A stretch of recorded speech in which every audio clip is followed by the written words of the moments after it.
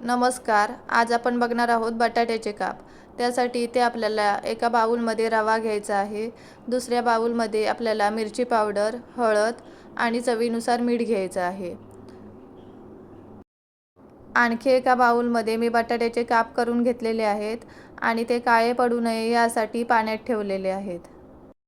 आपल्याला आता हळद, मिरची पावडर आणि मीठ हे पाणी टाकून चांगलं मिक्स करून घ्यायचं आहे. आपल्याला थोडं थोडं पाणी टाकून अशा प्रकारे मिक्स करून घ्यायचं आहे.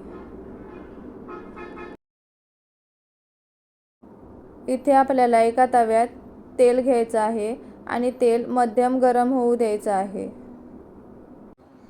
आपण जे बटाट्याचे काप केलेले आहेत ते आपल्याला या मिश्रणात अशा प्रकारे घोळवून घ्यायचे आहेत आणि नंतर त्याला दोन्ही बाजूनी रवा लावून घ्यायचा आहे. आणि हे बटाट्याचे काप आपण जे तेल तव्यात गरम करायला ठेवलेलं आहे त्यात सोडायचे आहेत.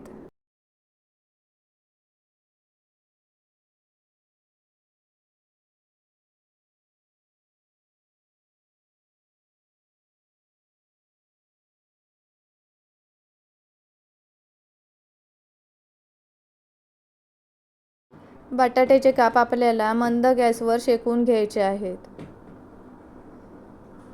बटाट्याची एक बाजू शेकलेली आहे. आता आपल्याला हे पलटी करून घ्यायचे आहेत आणि दुसऱ्या बाजूनेही चांगले शेकून घ्यायचे आहेत. अशा प्रकारे आपल्याला सर्व बटाट्याचे काप करून घ्यायचे आहेत. अशा प्रकारे आपले बटाट्याचे काप बनवून तयार आहेत.